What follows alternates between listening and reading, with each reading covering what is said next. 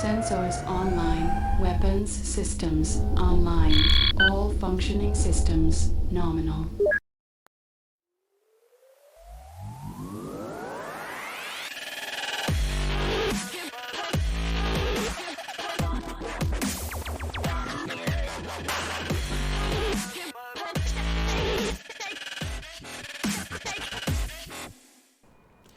Hello everyone. Welcome once again to another episode of the Amazing Life Show. I'm Azmi and I am very sorry that we started a little bit late today because there were some issues with connections. And right now, we did something in the back end. We did some changes. We actually had some tests done a couple of nights ago and everything was smooth. But I think something went wrong with the software again today. I don't know why. But you know, if you're in production, right, there's always this guy called Murphy. And Murphy is always around to make sure that his law is always instated. And every time that happens, something will break. So it felt like when I fix something else will fall apart. And this is exactly what happened. So my apologies for that. But I think right now what we have is something really good. Because on Twitch, you are actually streaming at 1440p. And on Facebook, you can actually go up to that resolution as well if you're on a fast connection. Otherwise, you can still watch this in 1080p. So that's a good thing. I mean, previously it was stuck at 720p. So anyway, just a couple of updates with regards to the channel. Things are going great. We are on episode 18 tonight. Tomorrow we're gonna have episode 19. And tomorrow actually something unfortunate happened. My guest who was supposed to be on the show could not make it, so I actually have to step up and take over as my own guest. So tomorrow I'm supposed to have Ahmad from Malaysia. He's actually a commercial photographer, but because of something happened, circumstances happened.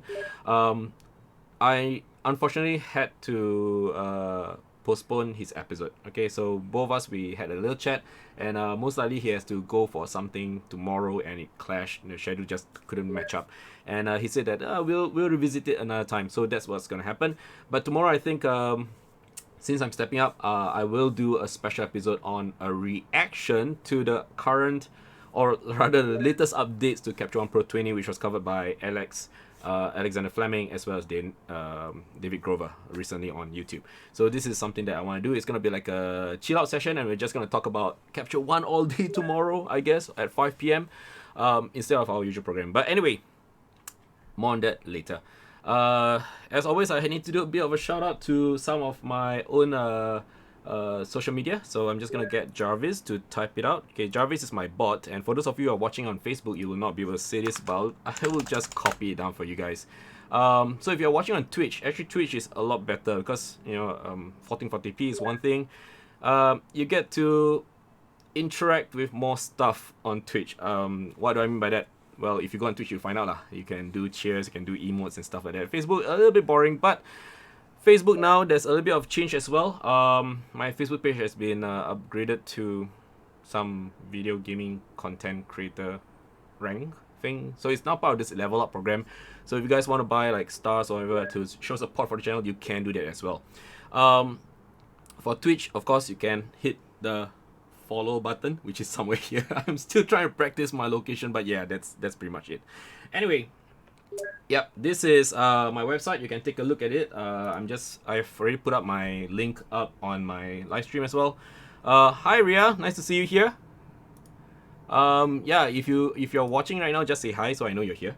Oh, I just forgot, right? My face is missing. There we go, my face is here. Let me just adjust the webcam in the back. My webcam in the back is a little bit overexposed. I have no idea why it's doing that, but let's see what we can do. There we go, much better. Okay, cool. Cool. Yes, there's a lot of lights. Okay, so this is my website. So you guys can take a look at my portfolio. You can also look at my blog. So my blog actually contains some of the latest information that I have. You're watching a black blank screen on Twitch app on your phone tonight? Oh dear, could be a connection. If that's the case, I guess you need to watch on the desktop. Yeah, so this is my website. We do have the latest updates on the channel here as well. So tonight we're actually gonna have Azmi Athni. He's actually a freelance photojournalist, and I have to share with you how I got to know about him later on. This is really epic. Okay. Next week we're gonna have Sales Chong on the channel as well, and just a couple of nights ago we had Kenneth Wong, a commercial photographer, Kenneth Wong, on the show, and you can actually still view it on the VOD on Twitch. All right. So this is my Facebook page. As in my Facebook business page. Again, most of my latest updates are here as well. Twitter, if you want to see me live talking about stuff, you can see me here as well. I'm quite active, and I've been watching at One Punch Man. Yeah, you can interact with me on Twitch as well, or Twitter rather. Any questions, you can pose it to me and just tag me, and I'll try my best to reply them as well. And this is my YouTube channel. So right now I have started uploading some of my past videos onto YouTube. So for those of you guys who missed the live streaming, you can actually view that as well. And of course, today, the man of the hour. Alright, let me just do a quick intro of him. So this is Azmi Athni's website. Okay, I'm just gonna put the link up so you guys can see it. Okay, I'm just gonna put it on Twitch first, and I'm gonna put it on Facebook as well. Alright, so again, if you guys are tuning in right now and you have some issues or problem with connections on mobile or Twitch or Facebook, just let me know, because I'm still experimenting with the bitrate. I'm trying to make sure that everything looks great. Yeah, so far we did the test, everything should be okay lah. But anyway, moving on. So this is Azmi's page. Now I just want to share with you guys how I got to know about Azmi. So recently I went for reservist, right? And for those of you who have no idea what reservist is, it's basically for Singaporean men, or I think PRs also, I guess. When you reach a certain age, you have to about 18 years old, you need to serve the country 2.5 years, as part of your national service. So after the 2 years are over, you go through this phase called ORD, or operationally ready status. So a couple of years later, or maybe immediately after, they will call you back for reservist. And so this year I went back for my second last reservist. And I have this good buddy of mine. His name is Azari, and he is a fantastic soldier to work with. But of course, he's not a regular. Just like myself, we have jobs outside. In my case, I'm a photographer. For him, he's a I think he's an engineer of sorts, or a technician. Yeah, technician, engineer, something. I can't recall. I think it's technician. And he was sharing with me that hey, my brother is a photographer, and I was like, really? Who is he? I mean, because the photography community in Singapore is quite small, everybody seems to know each other, right? So I asked him, like, who is this guy? And then he showed me his portfolio and said that yeah, this guy Azmi. And I was like, oh, I've no idea who he is, because I don't really hang out with photojournalists. And then he said, oh, but he has a website, he does commercial work as well. And then after that he showed me this link, and then I looked through the works, and I was like, wow, this is brilliant. He's got portraits, he's got brush shoots. He basically does a lot of things. All right, so this is a very impressive portfolio, if I might say so myself. But haven't met the guy before, never really heard about him, never really heard of him. So there's that. And then a few months later, I mean, still within this year, I mean, COVID-19 happened, right? And then everyone was like locked down, and then everyone was like stuck, couldn't do much and all that. And there were some heroes out there in the front lines, doctors, nurses, people doing service and stuff, service providers, and they did a lot of good work out there, right? But not many people were really documenting and stuff. There were a few people. I've seen some on my news feeds on Facebook. But there was one that really kind of made me look twice. Basically, I look at it, I scroll down, and I was like, something's weird. That guy's name sounds familiar. So I scroll up again. Azmi Athni. The surname was the one that really struck me. And I realized that this guy is my buddy's brother. And then after that, I look at the photos and I was like, wow, this is amazing. Now, I'm not going to show the photos that piqued my interest, because I'm going to let him show the photos and talk about them. Because this guy, he actually went out with this group of volunteers called the Umbrella Initiative SG. Nothing to do with Resident Evil. Then they documented some of the volunteers' work. Or rather, he documented some of the volunteers' work, Right. So the volunteers actually walk around distributing food, I think from Kampong Glam Cafe in Arab Street to those I'll call the unseen in Singapore. So during the night where everyone else was asleep, he and his team, basically Shazwan the leader, Shazwan and his team were going around distributing food to the less fortunate people living in the streets, people who don't have access to food. And you know, now is the month of Ramadan, so it's even more important to note that some of the folks out there who are Muslims who already are suffering from poverty, they do not have access to fresh food, they do not have access to good living quarters where it's more comfortable and all that. So it's heartening to know that this group of volunteers from the Umbrella Initiative are going around distributing food for free. And I don't know, this really struck me, and some of the shots that he took to document this, as in Azmi shot the shots, right? The shots actually look very poignant. They tell a lot of stories. I mean, of course, it's a matter of like just sharing the entire storytelling without actually using words, and it really struck me. So I decided to like reach out to him, and the rest is history. So that's why he's gonna appear tonight. So anyway, just a little bit of profiling with him. Okay, just a backstory with him. Azmi Athni is actually a freelance photojournalist based in Singapore. His body of work entails shooting a variety of subjects from all walks of life. He found passion in photojournalism during his teenage years while flipping through the National Geographic magazine. Sounds a little bit like me. I looked at Nat Geo, and that was why I decided to like pick up photography. This was a long time ago. And of course, you know, he also was flipping through newspapers and looked at photos, and he started to get inspiration as well. The school actually provided all those as reading material. It was then that he decided to buy his first camera, a film SLR. Okay, for those people who have no idea what that is, that's a single lens reflex camera. Not your DSLR, nothing digital, it's fully analog. You have to put film. I mean, not many people use them these days except for hobbyists and maybe some hipsters. Yeah. So this is something that kind of kick-started his photography journey. And then he decided like, nope, I'm not gonna look back. This is something I'm just gonna stick with, and he's been pursuing this as a dream, graduating from Republic Polytechnic with a diploma in mass communication, majoring in journalism. Currently, he is a stringer photojournalist with the Straits Times and the Berita Harian, which are both Singapore's national English and Malay broadsheets, respectively. And he's been taking commissions for commercial work. I think he works with a team from Colossal. All right. Yeah, Ria, lagging. Are you on mobile or no? You're on your iMac. Okay.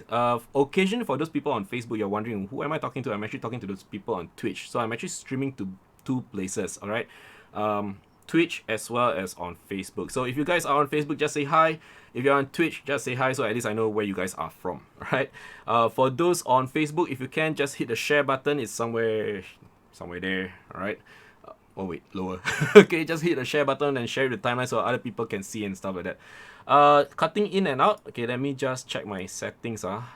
Video output should be okay. It's the same. I don't understand why it's kind of in and out. I think, yeah, it could be my Republic causing some problems. The other day I had to call them and fix my internet as well. Okay, so anyway, I am gonna bring the man himself out in a little bit.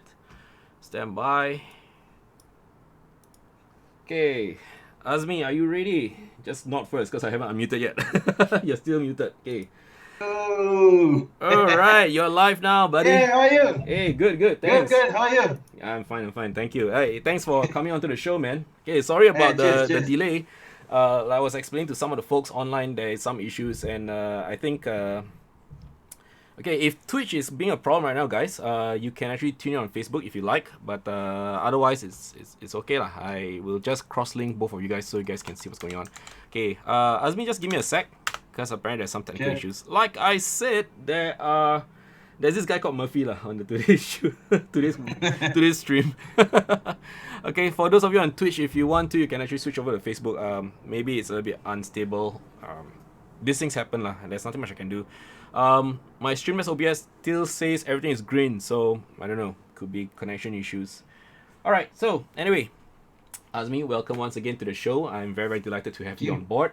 Like I said a couple of days ago, I was like looking forward to having this with you because your story, or rather your storytelling, your photos actually really touch my heart, and they offer a glimpse of a side of Singapore that not many have seen, and this is really something that's very important because like I mentioned previously, this is like the unseen in Singapore. You always see, you know, the glitz and glamour side of Singapore, the city lights, the shopping malls, HDB flats, of course, condos everywhere, the golf fields, basically all these places that we always like look around and go like, oh, okay, take for granted. Right. But here you are, just I think a couple of nights ago, you were with the team from Umbrella Initiative with Shazwan, and you followed Right. them and you took photos, and it's pure storytelling. I mean, like for my side, I'm a commercial photographer. Whenever I take shots and all that, it's always about the technicalities, the meeting the client's demands, and achieving the results that are required as of the shoot. But here you are, just going out there and really getting it down, you know, like down and raw. Okay, making it Right. look so real. I mean, it is real. And It is real. yeah, it is real. It is real. You know, there's nothing post about it. It's not what people will say, you know, Instagram shots or TikTok style or shots or something. Right. This is Right. photojournalism, right? So let's just see who's on board right now. We have Wesley from Malaysia joining us, or William Barrington as well. Wow, Alright. William is from very far away. Ria from Singapore. Adib Azari, your brother, is on right now watching as well. Hey, alamak. Yeah. Okay, Shirazi is online. Sky Adi Hafriz is watching as well. Frederick, yep, everyone's watching. And they're calling you by your nickname, Malay Charger. I really want to Alamak. ask you about that. I really want to ask you about it. What is this Malay Charger? Okay. Yeah, we have furry photos on Twitch. We have Ash. Oh my god, it's Ahok. Sorry. Ashok. Ashok. Was it Ashok? Is it Ashok? Yeah, that's Ashok, it. Ashok's watching as well. He just went woohoo, colossal. And we have Musi Shuffler as well, and Wenchi from Malaysia watching in as well. So it's we Alright. have quite a diverse audience today. Yeah. So again, welcome to the show. It's like the SEA Games suddenly. See, you can call it that, brother. It really feels like the international community is here. Right. So, yeah, it's pretty amazing. So anyway, Furry Photo says you have a very interesting nickname, Malay Charger. All right, let's begin with that. Why Right, Malay Charger? I was expecting you to ask photography questions first. But no. Well, welcome to Well. the show where, you know, surprises do happen from time to time. But since everyone's calling you Malay Charger, I'm very curious because I saw your Twitter nickname as well. It's Malay Charger as well. It is. So that No, yeah. that was a secondary school thing. All right. So, you know, there's a game character. It's called the Charger. He has one hand. I think it's Charger. F4D, Is it that Left 4 Dead? Yeah, correct. No way, really? Okay, dude. I'm to big be- size, and when I run, I like to, you know.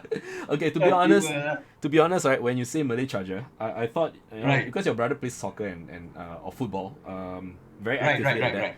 So I thought when you call yourself Malay Charger, it could be like a striker or, you know, someone who really runs after the ball. So I thought, oh, No, okay, I don't probably. look like someone who runs after the ball. I don't look like someone who runs. So can you show me your arms? I just want to make sure that one is bigger than the other. Yeah. That's right. You're definitely a Malay Charger. Okay. So it's pretty cool to note the backstory of your Malay Charger lah. Right. Do your colleagues know you as Malay Charger, or it's just online gaming I thing? try not to let them know, but those who have my personal Instagram account, yeah, that's what. Okay. Those who follow me on my personal Instagram account. Okay. Yeah, Great. that's what they call me. Okay, so Right, yeah. now that people know who Malay Charger is, let's find out a little bit more about who Azmi Athni is. Alright, so tell me more about Right. yourself, alright? And most importantly, just now I just shared a little glimpse of your photography journey, how you began, but maybe you can share with us in detail how you got to become a photojournalist. Right. So it all began when I entered poly. Mm-hmm. Right, when I was I was doing a diploma in mass communications in RP, and then I expressed my interest that I told them, hey, I wanted to be a photojournalist. So and then they gave me this project, Yep. which was it was together with Singapore Red Cross, right? That project we had to document the aftermath of the Japan tsunami, the 2011 Japan tsunami. So we went over to Fukushima Wow. in 20. Yeah, we did. For 11 days, I guess. I think it was for 11 days.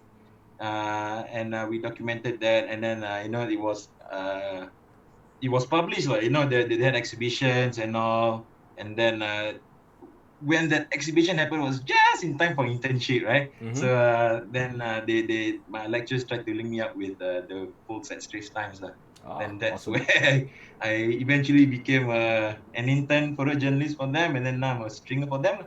Nice, nice. So you're Right. like a Peter Parker.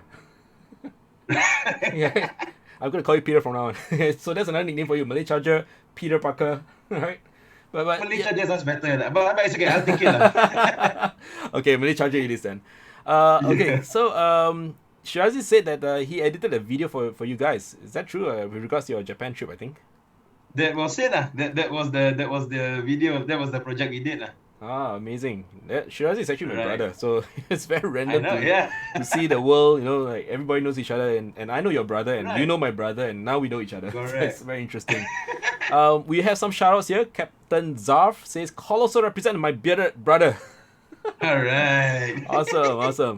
Okay, so eventually you do have to serve NS, or was this before NS or after NS? The internship before NS. Before NS. So during Before NS, NS. did you So do any photography work as well for the SAF? I did. I did. You did? I did. Okay. So I was assigned to go to. I was assigned to follow Exercise Wallaby, Mm-hmm. right, in Australia. For those who don't know, right, Exercise Wallaby is I think it's a 3 month exercise that happens in Australia. So I was assigned to go there to be number one, a storeman, and number two, I was a storeman, right? And Oh number man. two, they told me to take photos over there. So I thought that was a great opportunity. Like, if not, I tell you, and I mean, I wouldn't be shooting And throughout my NS life. So I thought that was a good opportunity for me to wait, continue shooting.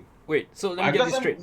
right. During this whole time, you were still shooting a film camera, or have you upgraded already since? No. I stopped shooting my film camera when I entered poly, lah. Okay, okay. When I had enough money to So you saved up and then get eventually went yeah, I digital, did. lah. So which camera do you begin with? It was the Nikon F55, a plastic body. It's a cheap. Dude, that was Do you remember my that one, right? second SLR camera, F55, Right. See? silver top with F55. black bottom. Yeah. Right. That one is a cheap camera. Yeah. But it was So decent. I mean, that was $100 bucks. I found it on eBay. Okay, I tell you the story. So the camera cost $100. Uh-huh. I was 14 when I wanted to get the camera. I didn't have money, right? Mhm. Okay, it was just after Hari Raya. I got my green packet money. Okay, $100, just nice. Called the fellow on eBay. Do you still sell? Are you still selling your camera? He said, yeah. Okay, here you go, $100. So I haven't wait, looked back since. you were 14 when you got your first camera Right. on eBay. Sec 2. Sec 2. Yeah. Weren't you Sec afraid 2, that you're gonna get correct. scammed? I didn't think that far. That was quite a risk that you took, but I think it paid off. I mean, look at you now, right? So during NS, you went for Wallaby. You documented, I guess, the exercises. You know, when you're on Right, you're not on right, storeman duty. So did the SAF provide you with a camera, or did you bring your own? I was using their camera. But because I'm using a Canon system, my unit was using Canon, so I thought, okay, I'll just bring whatever they don't have, which is a tele lens and a 24-105. But they were using the 7D with a kit lens. Oh, okay. So yeah, so I thought, screw it, I'll just bring my own gear, lah. So this Except for the body, except for the body. Except because the body's from SAF, but this is like a Right. like an ingrained pursuit, right? That you decide to like continue even through your NS life, and I guess that you're quite lucky because you're able to pursue your dreams and still Right. practice your passion while on the field. Right. Not right. many of us get to do that. Right. Like for myself, I got lucky, yeah, you got lucky, man. Like for myself, I was stuck in Tekong for 2.5 years. Yeah, who asked you become sergeant? I don't know, man. I don't know what happened. This Storman, Yeah, I should have opted to become a storeman. Now I'm a storeman in a reservist. Not storeman. Okay. Oh, we're the same. We're the Quartermaster. same. Eh. Same. But quartermaster a bit different. Need to be the one signing the book. Extra responsibility, but same pay. Okay. So, speaking of gear, right? Right. I'm pretty sure over the time, things have changed and all that. So just share with us, the audience actually, including myself and whoever's watching right now. We have a lot of people actually watching. Let me just check the numbers. We have about close to 30 people watching right now on both Twitch and Facebook. So that's pretty awesome. Enough to fill a room. Enough to fill a room. It's like a classroom, you know. We're doing That's HBL right. learning now. So maybe you can share with us like what is in your bag now, as in the gear, especially the one that you took out. I have my bag with me. Oh, so awesome. I don't even use a bag. I don't even use a bag now. Actually, You don't use a bag? I use a vest actually. Oh, okay, a vest. All right. It's this Indonesian made. I forgot what's the brand called. Alfalfa. I think that's what it's called. Alfalfa.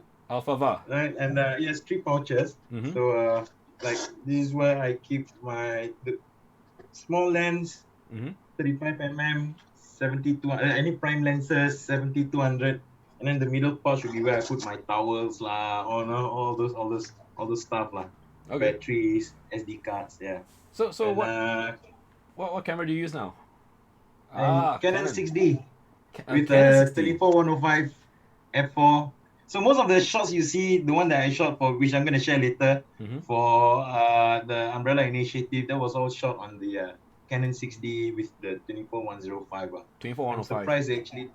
I'm surprised they actually did okay, because considering it's an f4, Yeah. it's the aging mode, right? And it's the aging mode is a Mark 1 6D. Exactly. I was like, 60 is what? 2016, right? It's about 4 years old. Or is it older? Which one? 6D? Canon Yeah. 6D Mark 1 should be 1000. No, I don't think it's 16. I think it's way older. Way older. 2013, I think. 2013. Okay. It's been a while since I last touched a Canon system, but you are the second person on this show who started out with or rather who used a Canon 6D. So congratulations, you're number 2 using a Canon 6D. I don't know. Wait, who's the other one? The first one is Tengku Azri. Oh, he did a 6D as Yeah, well. he started with a 6D as well, but he's since moved on to I think right now he's using a Fujifilm GFX 100 and a Hasselblad H6D. Good choice. Yeah, your turn soon. Good choice. I'm gonna change this one soon too. I mean, it's catching up with it. The age is catching up with it. Yeah. But what are you planning to get in the future? Probably our sponsors watching this. Probably another Canon. Probably another Canon, Nikon. I don't know. Depends on who want. I mean, like, I'm free. I mean, you see Canon body, Nikon strap. I don't really care. I don't really care. Oh wow! You remind me of Kai. You know who's Kai? Kai from Digital Ref last time. Back in the day. Right, Kai. Yeah, he always mixes up his camera straps with his camera body. So he has a Nikon strap on a Canon body with a Sigma lens. It's like a Frankenstein, you know. Canicon. Canicon. So I don't know. Maybe there are some folks who are watching in right now. I definitely know some folks from Camera Rental Center is watching right now. Oh, is it? Yeah. You'll be surprised at who actually watches this channel. Right. So let's say you're able to upgrade to a camera, all right? Any camera, right now, dream camera, so to speak. What would you look for, and which brand and model would you want to have? Okay, for me, because I'm quite a rough user. Mm-hmm. Like I swing my camera around a lot, so it has to be tough, and it has to be weather safe. It has to be small enough. So for me, my style, I guess the 5D, or if you're looking at Nikon D800, D750, those range, like not the full 1DX or D5. Mm-hmm. So probably and then probably the lenses. Everything is 2.8. I mean, you know what I'm saying? Yeah, I think for your line of work, it's very important to actually have fast lenses, because there are times where you actually have to go into the so-called dark areas, right? I mean, not well lit pieces. Correct. You can't use flash. And also this autofocus is also quite slow lah. So and I think it only has about 6 or 9 AF point. Yeah. It's like back in the old days, like you had to like struggle. You have to point the focus there, and then you have to move. You have to point the focus there. That's what I've been doing. Yeah, focus and recompose method. Yeah. Yeah. Okay. Correct. I think we still have some folks streaming in, watching the show as well, and they're saying hi. Ashok says hello. He's saying hello to the other guy. Furry photos. Furry photos. Nicholas from CRC actually. Rui Ching is Alright. watching as well. Alex Chrysler just logged in from Kuala Lumpur. Hello, nice to see you guys as well. Okay, Nice. so as a photojournalist, you feel that gear is important, especially when it comes to the size. I think it's because of lightweightness, I suppose. Yeah. Mm. Yeah, no, I just like to look. I mean, I just like to be as compact as possible. I mean, I'm big. I'm like I'm 1.87. I'm big size. I'm fat. You know, what I mean, so if I have a big camera on me, you know, it's gonna be so obvious that I'm sticking out like a sore thumb. Hey, look at this guy taking photo. You know, it doesn't look comfortable. It doesn't feel comfortable. So you Of know, course. that's why I stuck with this 6D for a while. Mm. But I'm Would you still probably gonna stick to DSLRs for now until not mirrorless. mirrorless? If they have like a more robust build, then probably a mirrorless. Awesome. Okay, Right. so let's just talk a little bit more about what you shoot. All right. So we've seen your shots with the Umbrella Initiative. We'll talk more about that later. But Right. I've looked through your portfolio. Basically, Right. you know what? Let me just share the screen so people at home can see. Right. Give me a sec. Okay, there we go. Okay, so this is your portfolio. You've Right. done a lot of different genres of photography. You have portraits, you have a studio, events. You even cover sports and maybe street. So street is, I suppose, more of like a hobby kind of thing, right? Right. Right. Yeah. So tell us more about why these genres. I mean, I need to earn, so So all these are commercial work, lah, right? I'm trying to be as versatile as possible. I need to earn. But I Yes. mean, okay, here's the thing. Most of them are like, I think 3/4 of the photos you see inside were shot for news. So, Mm. like news for newspapers, some days you cover people, some days you cover lifestyle, and lifestyle, you cover like food and stuff like that. Yep. So, or sports, politics. So I guess that's why I have my portfolios, and then you can see a variety of genres. Yeah, and you actually shot the Madam President as well. I mean, Oh that yeah, sounded yeah, wrong. yeah, yeah. You took a photo of the Madam President. That sounded very weird. I'm really sorry about that. Didn't mean it. It's just a term. Okay, it sounds very wrong. Azmi did okay, and Madam President is doing very well. So tell us more about this shot. I mean, like, was this an event or was this like a photo op?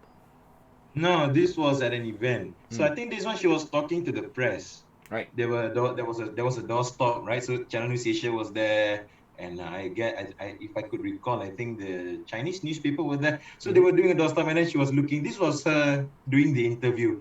And I had Ah. a long telephoto lens on me, right? Mhm. Then there were some. I don't know what I shot through. Some I mean, but I know I shot through something. It looked like a nice blurry vignette. So I thought, like, hey, that's nice. Quickly took the photo. You know what I'm saying? It's a very And it beautiful looked shot of her. natural. So Yeah, it looks very natural. sorry. It's fantastic.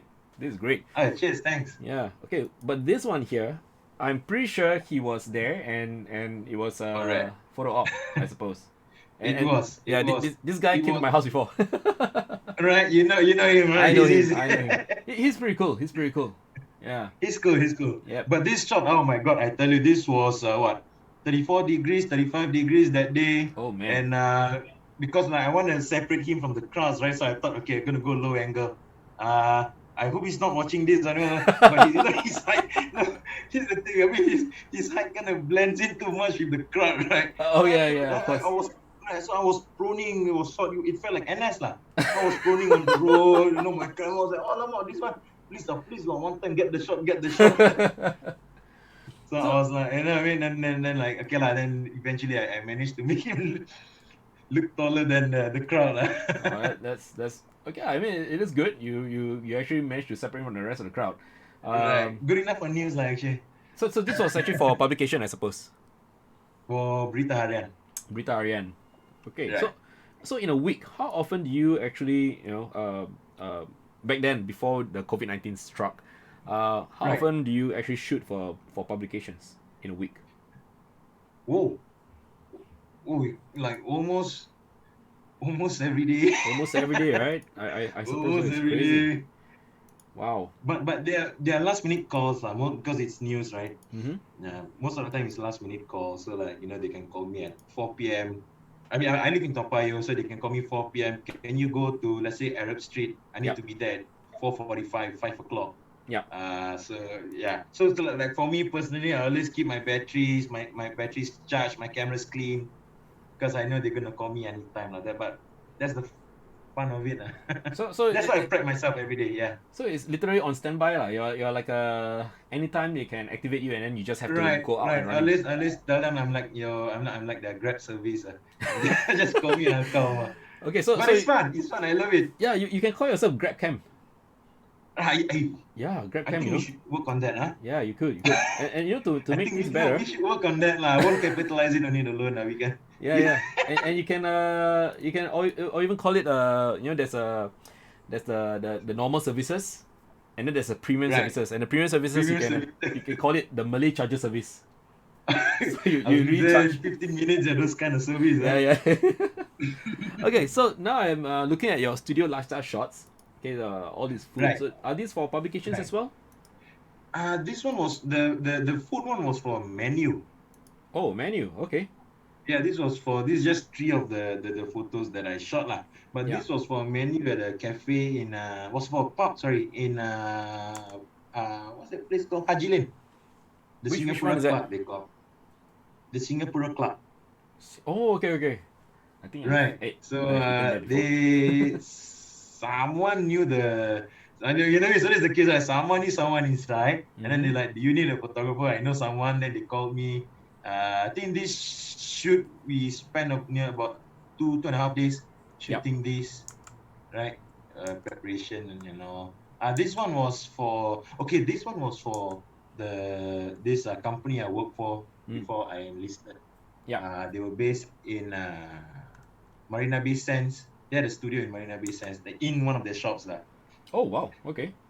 Right, yeah. So it's supposed to be for their guests. It's a guest lounge, and they just converted into a studio. Then they said, Azmi, this space is for you. Go and shoot all this. Help us shoot our product for our catalog. Mm. So yeah, so I spent about 6 months Mhm. as their catalog photographer, earn enough to pay for my trip to Bali just before NS. It's like all a good, honestly. Personal honeymoon before NS. Personal honeymoon before NS. Good enough, to be honest. So most of your jobs actually come in from word of mouth. Yeah, it is. It does. I think this is one of the most important thing, right, when it comes to photography business, right?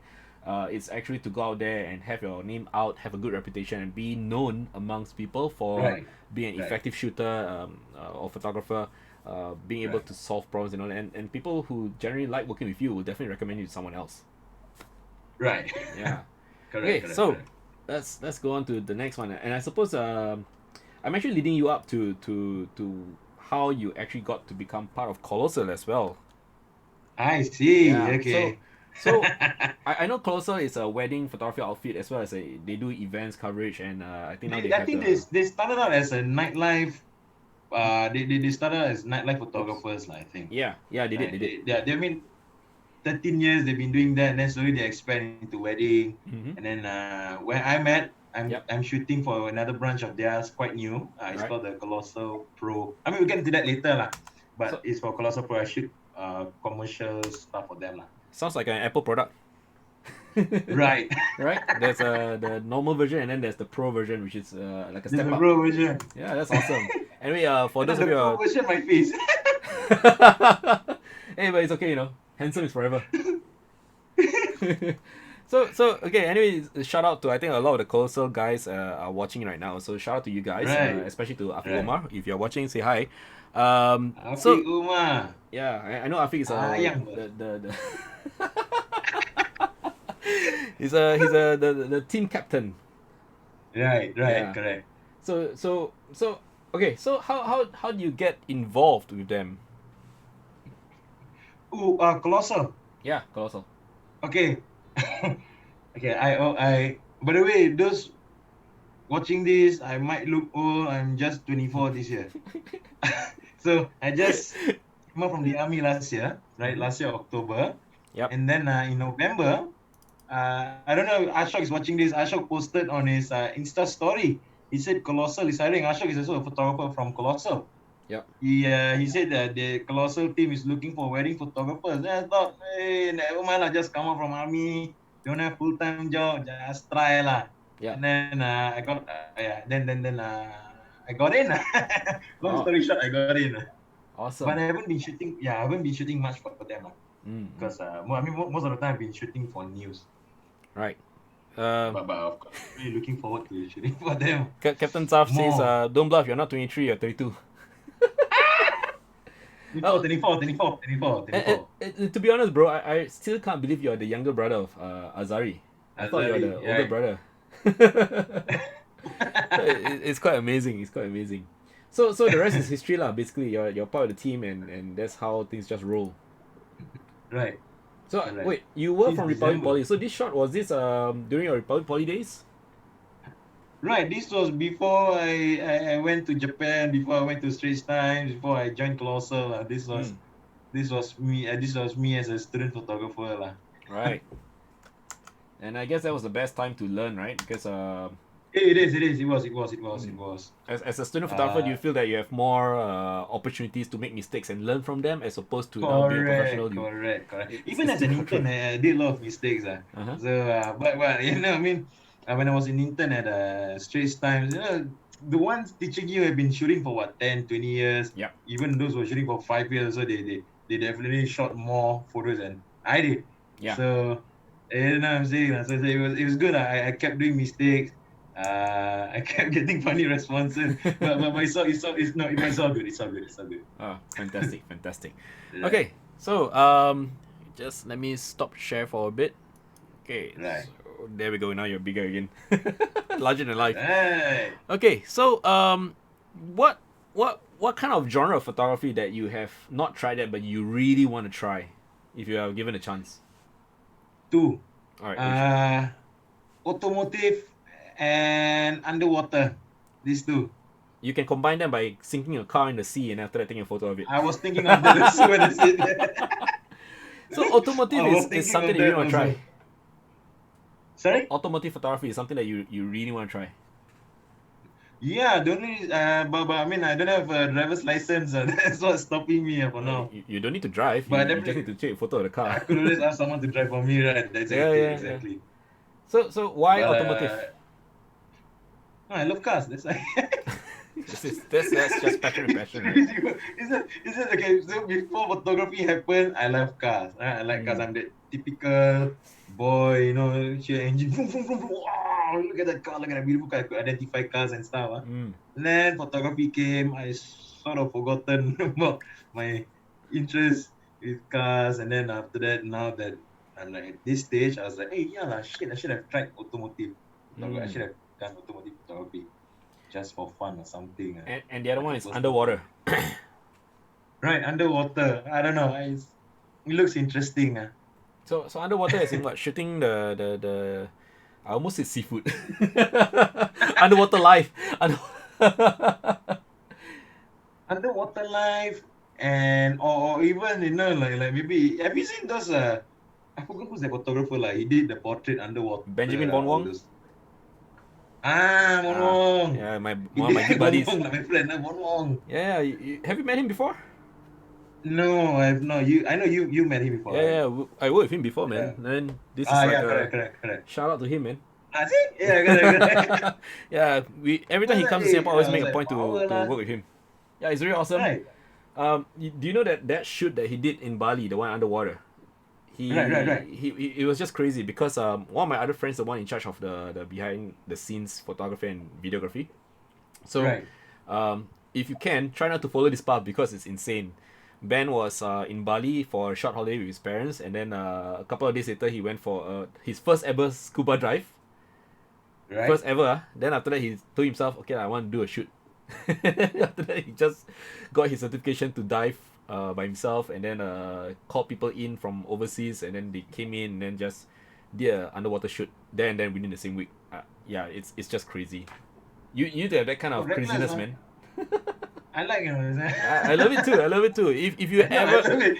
yeah, if you ever are doing something like that, call me, man. I'll do something, but I'll probably stay on the land. I'll just wait for you to come up and maybe help you capture one I or mean, something like that. no, here's the thing. All photographers are junkie one way or another. I So agree. I I thought that, agree. right, we are all junkies one way or We are another. So crazy I in that thought, hey, sense. that Wong, he whatever he did was commendable. Lah. Yeah, man. I mean, like for myself, like just to share with you, right now because of Right, COVID-19, most of my commercial work all got cancelled. My commercial workshops also got right. cancelled. I could have just relaxed, watch Netflix all day, do nothing, but I decided to like start this live streaming show for fun. I don't know Right. what happened. So suddenly it grew and there's a following, and then now people want to ask more like can you do virtual workshops lah, can you do like talks and all that, and now I decided like, oh, you know what, have some guest speakers on board as well, just to share another slice of Right. life when it comes to photography. And Right. it's just something I can't stop doing, you know. Right. See? For you also, I guess it's the same thing. You It's could the have same. stopped everything, but there you are out there, especially with the Umbrella Initiative. This is a pandemic period. You definitely would Right. have the option to stay at home where it's safer. Right. But there Right. you are out there with the volunteers, and I would say, I'm trying to avoid being dramatic here, but you are actually risking your life, so to speak lah, because the pandemic is No like way, what in that a orange way. fella say, the invisible enemy. You don't know where it is and all that. But No, it's true. Yeah, there's yeah, always that. but there you are doing this, and I think it's very commendable. I really think so, Right. because you are pursuing your dream still, right? Right. Okay, so moving on. Let's talk about COVID-19. All right, what has Ooh. changed since COVID-19? I guess pretty much the same with you. Almost zero income. Almost zero income. No, but the good thing is that Mm. because the far lesser jobs. I mean, I still get calls from news like every now and then. Yeah. But the far lesser job that I actually had the time to sit down and think what to do, how to move on. Actually, that's how I even thought of shooting the Umbrella Initiative. Mm. Because So. I thought, okay, Umbrella, that Shazwan dude, the one, the leader of Umbrella Initiative, he's my secondary school senior. So I have him on Okay. Facebook, Okay. right? So and then I saw he was doing this, and I thought to myself, hey, just cover. I mean, on top of donating, I thought like, hey, why don't I just spend time? I shoot for him. I mean, make it like a community effort. So I'm not going to publish it anywhere. I say, I take these photos for you. It's my personal project, but at the same time, you can use the photos. I said, use it for your, like for your social medias or whatever. I said, and he said he agreed to it. And I said, yeah, okay, let's go. And then I thought if it wasn't published, I'd be wasted, right? And I'm Yeah. saying, so I thought, okay, maybe I publish it on my personal Facebook, in hope that it'll gain some attention, Mm-hmm. that people start to come and help and donate or volunteer their time. I honestly I got surprised that it got viral on that post, but Yeah, it was crazy, man. Like, how many shares now? I know How many I shares from you? haven't count. How many? How many shares? I have no idea, man. I haven't counted. I don't know. Oh, 333 shares, 2.2K likes. This is the first time Wow. I've gotten this far, to be honest. Technically, right, if someone says that he likes the newspaper, he's kind of liking your photos as well in the newspaper, so you got a nice circulation there as well. But this one is more Oh, tangible, like you can see it. nice. So how do you or rather, what do you feel when you saw that it went viral? How did? Okay, honestly, to I don't know whether it's the photo, but I know I felt great that as a friend I could help someone who's doing something good. All You right, know that's what I'm good. saying? Because I know he's putting. I mean, honestly, it was a person. I mean, for Shazwan, the one who did Umbrella, it was personal effort. I mean, he was spending his own money on petrol. I mean, he's a full time student, Mm-hmm. so again, he's tired. He's nine. If I could recall, 9 a.m. to 5 p.m. He'll be on his laptop doing home based learning, and then 5 o'clock onwards, he's out collecting food for iftar. No, correct, for iftar, Mm-hmm. to break fast, and then he doesn't rest basically. So I Doesn't thought, rest. hey, right. So I thought it's rewarding in that sense. Not to me, like not because of my photos, but rather because I could help him That's fantastic. achieve his goals. Yeah. Again, I told him, I mean, I said this is a personal project. It's not for me to gain any sort of profit or fame or anything. It's just me helping you. Right. So right. So Get the word honestly, out. great to see the gain traction. Okay, can we share? Can you share the photos on the album, the one that actually went viral? Do you have the Right. Facebook Sure. Hold open? on. Yeah. It's on Facebook. I'll just share the screen onto my Facebook. Mm. Let's see. There we go. Can you see it? Yeah, man. 2.2K likes. Oh wow, that's crazy. Right, look at that. I got surprised. Like 2.2K like, and then you got there you go. Cute GIF. So Yeah, it's a but GIF. yeah, it's a cute GIF. It's right. Shasha Mimin sent a GIF and some prayers. I was like, all right, good, thank you. Yeah, it's really heartening to see the positive feedback.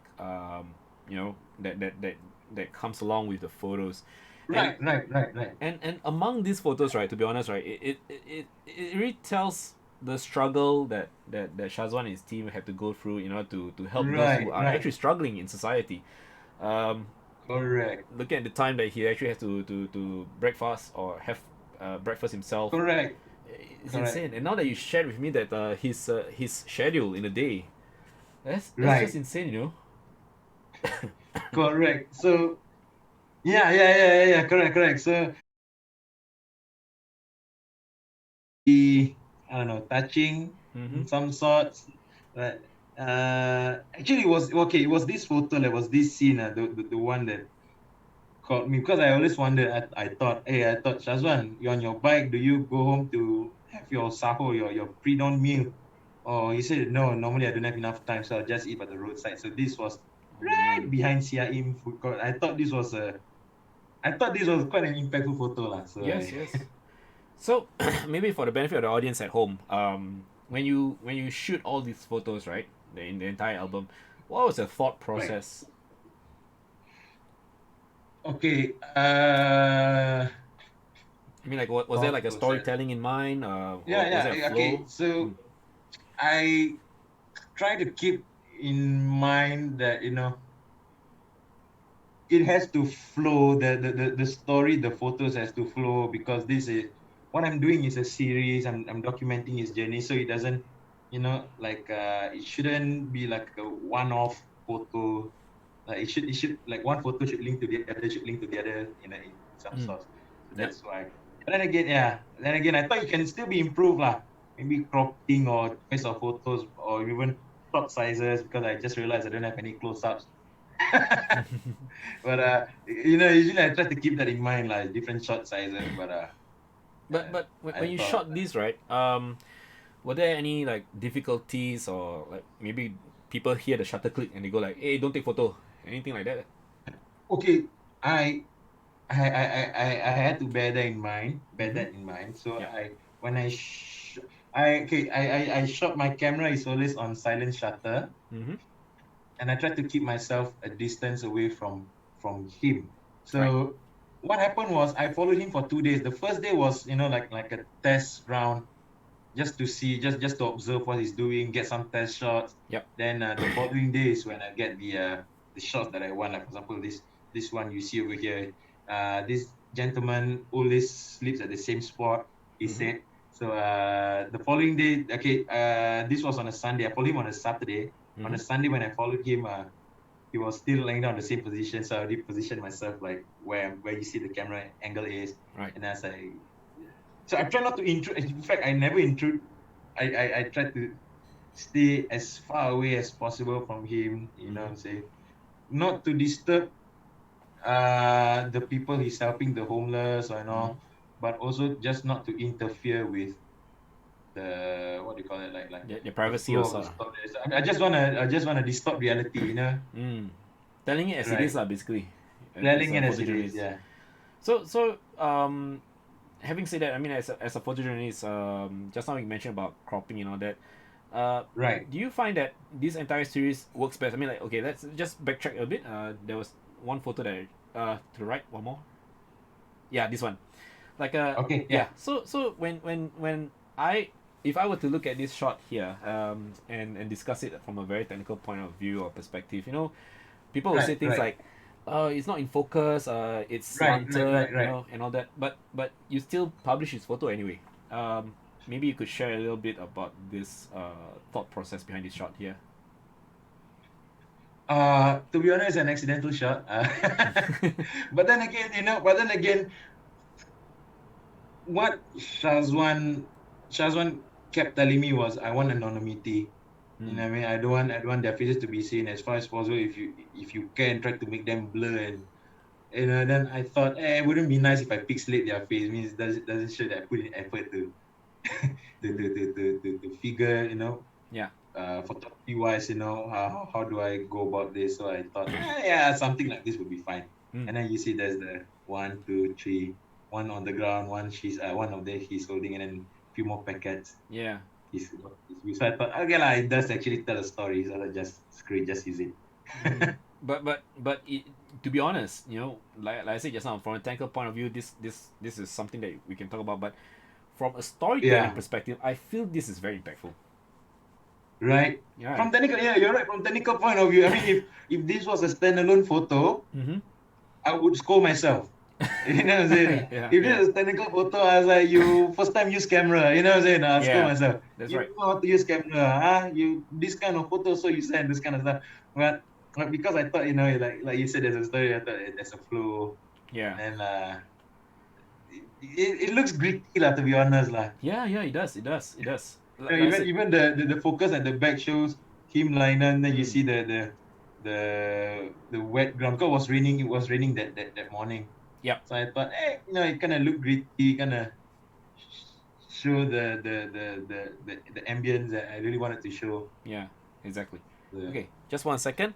Okay, yeah, for the folks watching at home right now, if you guys got any questions with regards to Azmi's works, or even like the shots that he's sharing right now, in terms of storytelling, in terms of technicalities, or even like like how he goes about with his photojournalism work and all that.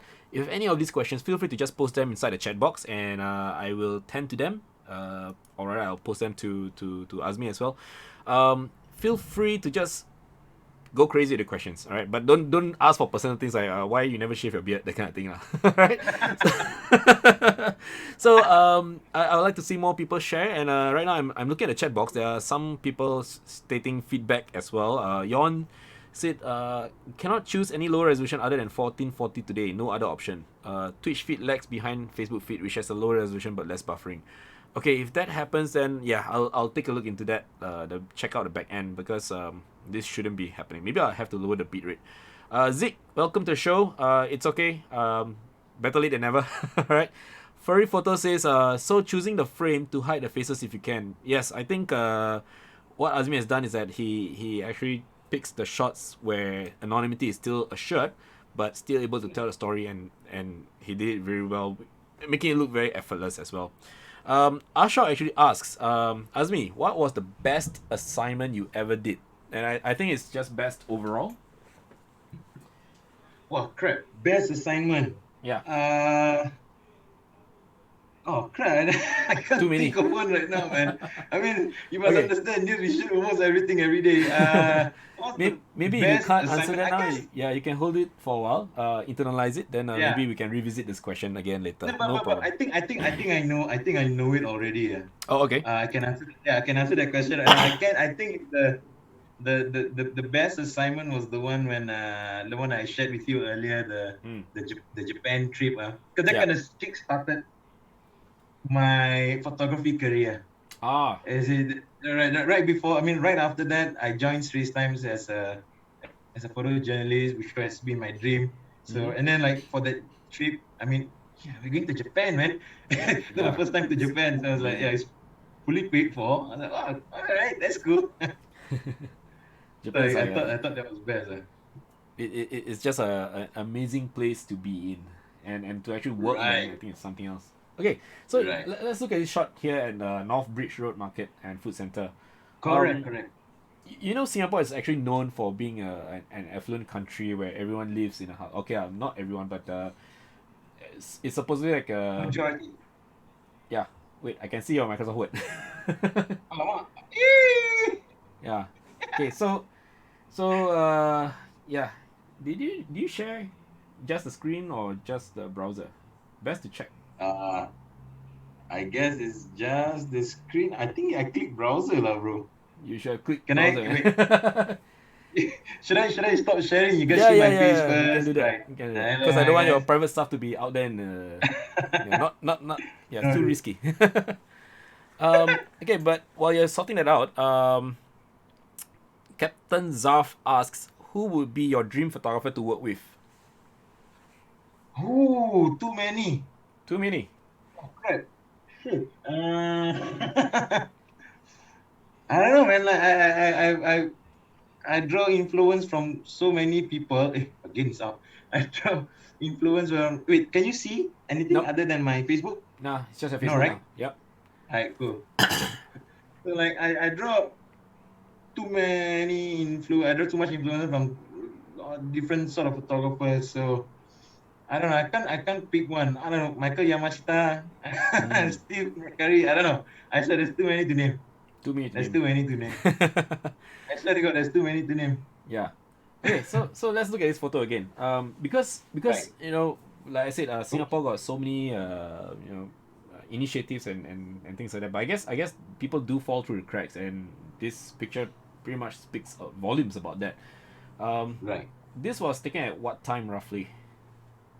This one was Mm-hmm. taken at 3 a.m., 3:45 a.m. Mm-hmm. 3:45 a.m.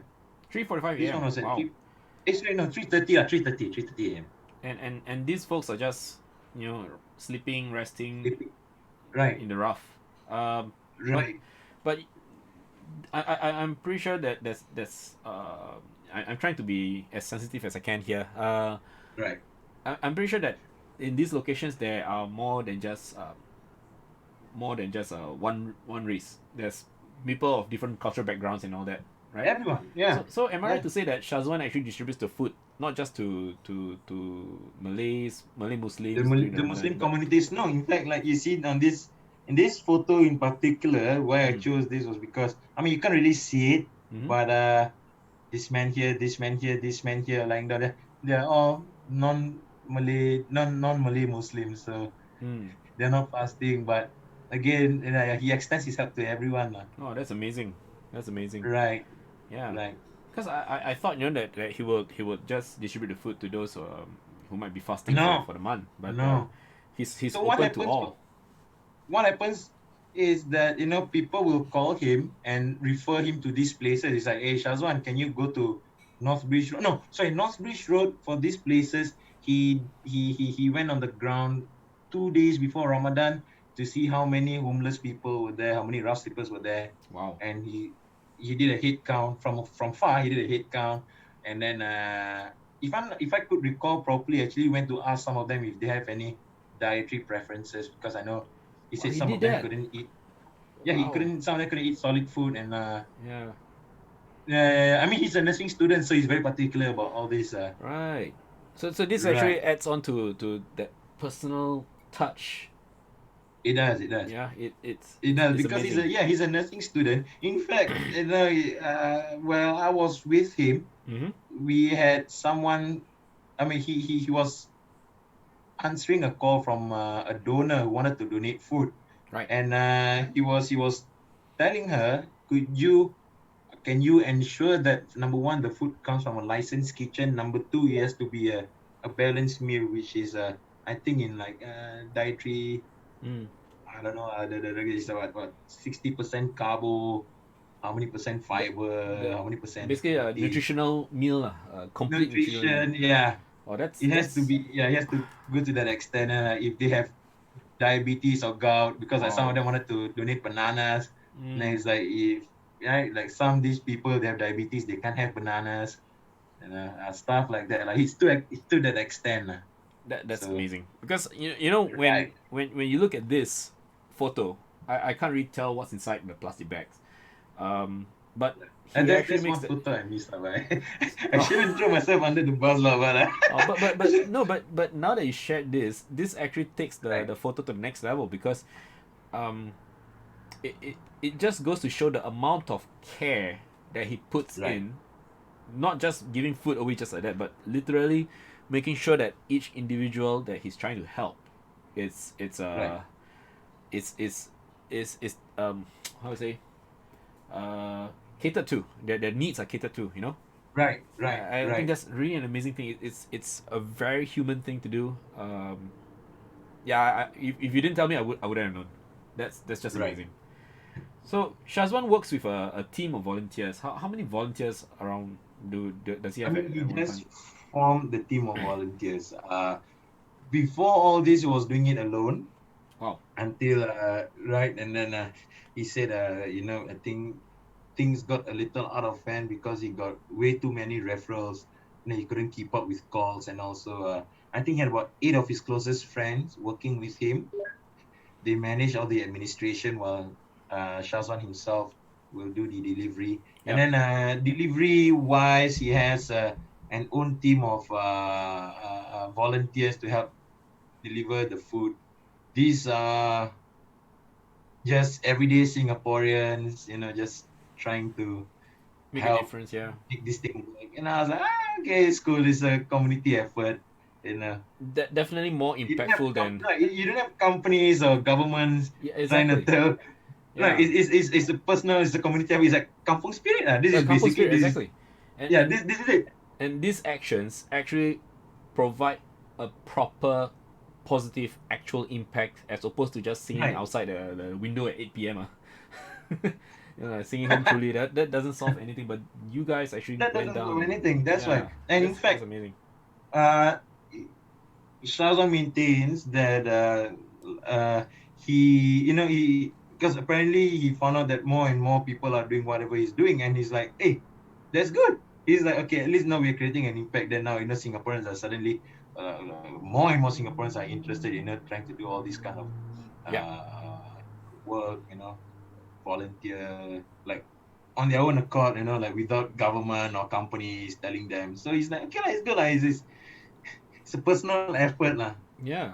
And this is from his own pocket, I suppose, right? Yeah, correct, correct, It's correct. crazy. So petrol, everything is own pocket. And the food And is he doesn't have a food. from where exactly did you get the food? Kampong Glam Oh, he Cafe. got the fruit from Kampong Glam Cafe. Mm-hmm. Reason why he picked Kampong Glam Cafe is because it's at Arab Street. It's 24 hours, Yep.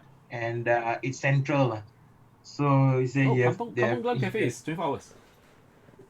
24 hours, Oh, correct. okay. I must be unlucky. Every Right. time I go there, it's closed, man. Oh, is it? Yeah, twice already. Okay, I think it's 24 hours because I know, Is it? yeah, that's what they told me. It's I 24 don't know. hours, lah. I like But going there I lah. The mean, nasi goreng this kampung is was very at nice. 3 a.m. and they're still open. So Mm. So so this photo here, right? There are police officers as well. Are they there to help out, or are they there because it's breakfast no, time? no, no, no. They're just there to buy food. Oh, okay. But they're also Right. serving the front lines as well, lah. Maintaining the They're the security. frontliners as Do, well. Yeah. during your entire time covering Shazwan, did any police officers come up to you or ask you questions, or did anyone actually ask you questions, especially for you because you carry a camera and taking photos? Not at all. Not at all. Not at all. That's good. That's good. Yeah. But I mean, even if they came to ask questions, I know how to dodge.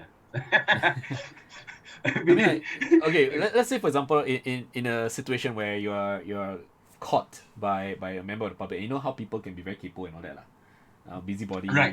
taking photos, Right. like every little thing also take the phone and hey, I take you and make you viral, you know. Right. So let's say in this kind of situation, a very unfortunate one at that, if something like this happens and you're actually doing something good with Shazwan here, what would you actually tell this person? I mean, we are in the public. If I can take his photo, I mean, he can take my photo, I can take his photo. So I think I don't know. I normally wouldn't. Yeah, I normally wouldn't bother lah. To be honest, Right. you know what I'm saying? Like, it's like, there's literally no point for you taking my photo lah. I mean, I'm not that handsome after all. I mean, unless you want to introduce me to your daughter or something. So you're saying live right now, you're single lah, waiting for someone. Okay guys, if you're watching it right now, if you're a lady, yeah, you want someone with a heart of gold, check Azmi out, okay? Alamak. Any preference? No, I'm just kidding. So okay, so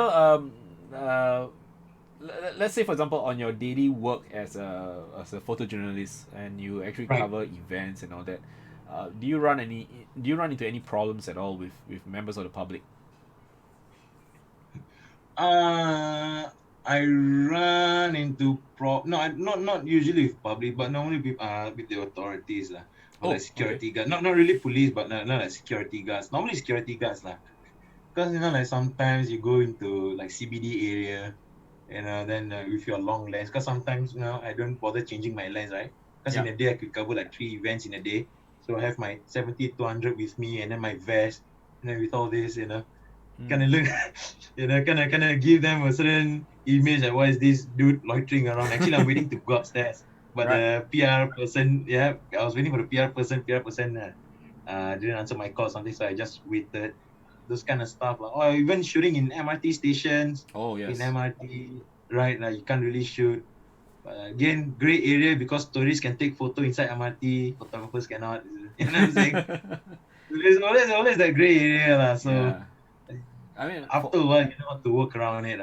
not normally it's a case of where you have a long lens, a big camera body, or a tripod. That's when people will start looking at you and asking questions, Right, lah. right. Right?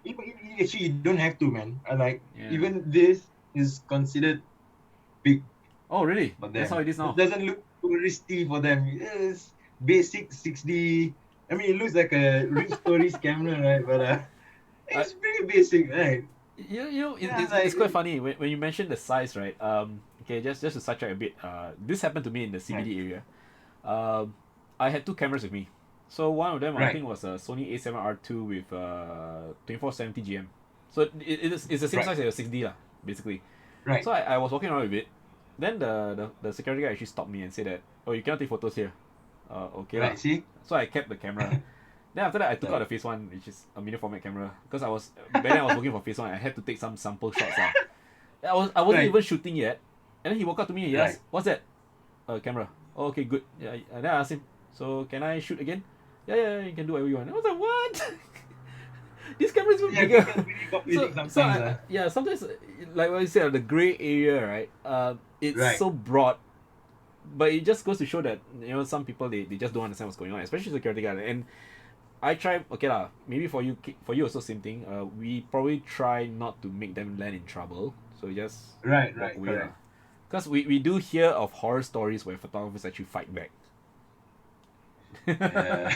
That is a big no. Just yeah, I think at the end of the day, people are just trying to do their jobs, and what we can do Right, is right, maybe right, just right, right, just walk away lah. Unless you have permit or you're really there to meet someone, like you right. say the PR person and all that lah. Correct. Yeah. But to be honest, I mean, I'm not proud of it, but Athni 2 years ago will fight a security guard. Don't worry, man. I don't know how many years ago was that. Because sometimes Probably you do have the a same bad thing day. also. Sometimes it's a long day, it's a bad day. You just want to get your shoot over and done with, Yeah, yeah. and then one problem after another. The PR wouldn't pick up the call, and then Mm. like you're waiting, and then security come in, and this instead of approaching Yeah. you, they call the police on you. This Yes, kind of stuff. yes. I really That get pissed now. happens. That happens. Right. So yeah, that's why I said 2 years ago, Azmi would have, but no, Azmi Oh, chill. you're Yeah, older Azmi and not like wiser that. now. No longer Ah, a hot-headed correct. person. So okay, for those who are tuning in right now, if you guys are doing shoots and all that, it's always good to have permits so that you guys can make clearance. Right. Right. More official lah. And if you have the official letter that states that you can shoot somewhere, you need to apply for permit and all this. Get them before you actually go on the ground, because this will save you a lot of trouble. Um, but something a bit funny also lah. Especially right now with COVID-19 lah. The checks they do is crazy, man.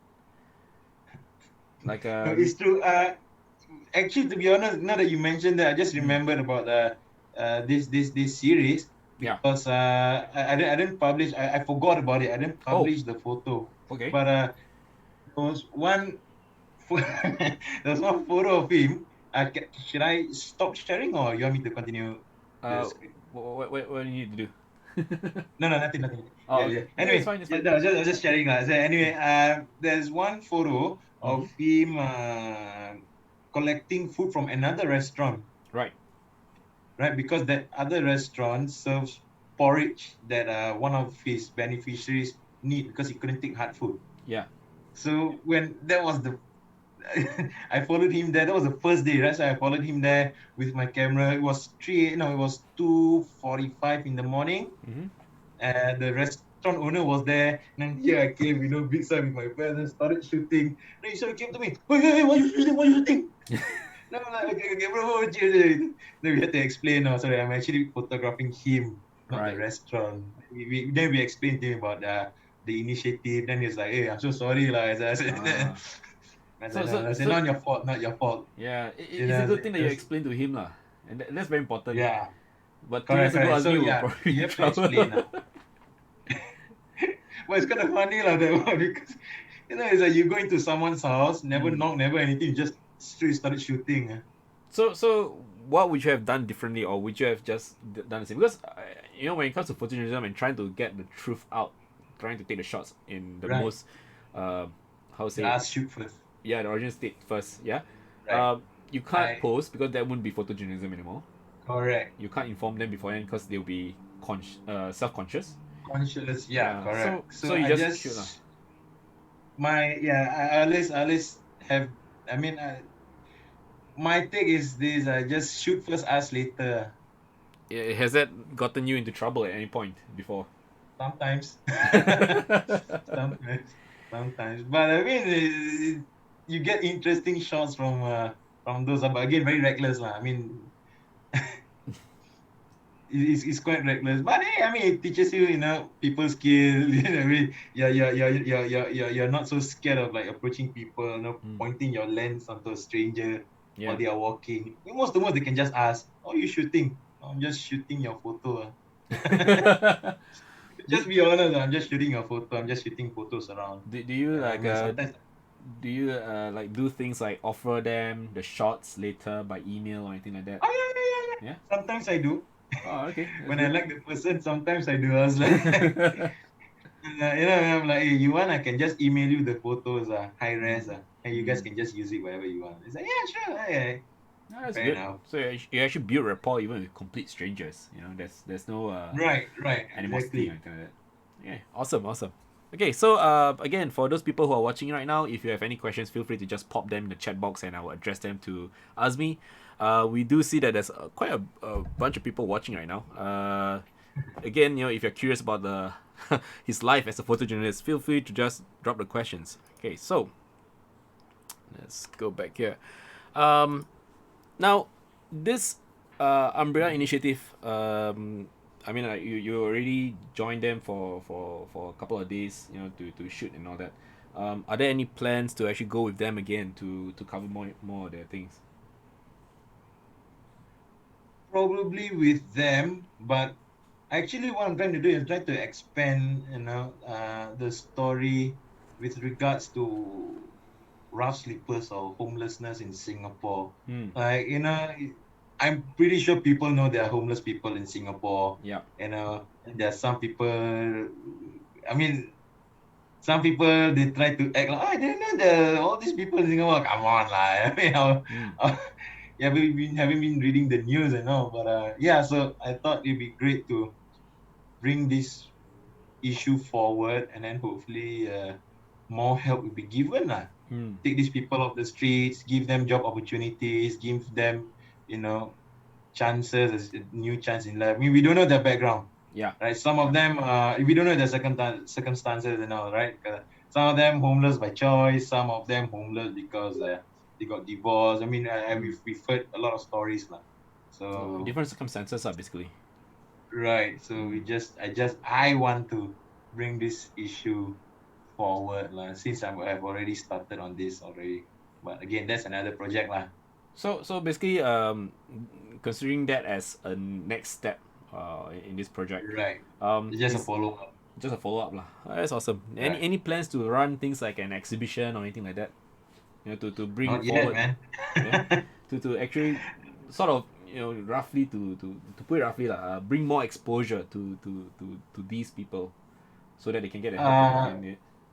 I also am trying to find organizations I could link up with who can help exhibit these photos. You know what I'm saying? Yeah. Again, this is a personal project. That's why it's not published on like any of the places I work for. Mm-hmm. because again I'm a freelance photojournalist, but it's a personal project, so Yeah. so I see how it goes lah. Okay. Um. Yeah. Okay. Let's see. Firdaus, hi. Welcome to the channel. Welcome to the show. Actually. Again, if you just join in, just ask questions if you have any. Feel free to share as well. Furry Photos actually asks, any time where something went wrong but the client did not know. I guess this is in reference to your commercial work lah. Okay, I Say repeat. again, what's the question again? Any time where something went wrong, anytime when Right. something went wrong but the client did not know. It's quite ambiguous. Oh yeah, it's quite ambiguous. But Yeah. anytime something went wrong, I mean, like what you mentioned earlier, Murphy is always there. Everything is always Murphy. wrong every time. Yes. But we try to resolve it as quickly as possible. Mm. Like if you saw my wait, can you see you're on my I'm your browser, screen, just your right? browser. Yeah, I'm Right, you looking at can your see, portfolio right? now. So Yeah. like for example, this food photography Yeah. funny story. Yes. I over to their. I mean, there are two cafes. One is at Arab Street. The other one is at Tanjung Pagar. Mm-hmm. So the first shot was done. Actually, some of the shoot was done in Tanjung Pagar. So I already loaded my taxi. I already loaded my tripod, my light stand, everything onto my cab. Drove when I reached Tanjung Pagar, I took out everything. Then I realized one thing I never bring my camera No. Even I brought the lens, everything, lens, Oh man, you everything, did. but the camera and the You didn't bring SD the card. body. I have like I had three SD cards with me. It's Oh my there, god. everything is there. And I was like, something feels missing. One. I was like, alamak, my camera lah. so, so But so I was like I was like trying to buy some time, right? So I said, can I just put all my equipment upstairs first? I need to run over. I need to run over somewhere. Give me about 20 minutes or so. I'll be back. I freaking book the cab, come back, total transport on that day alone, close to $100.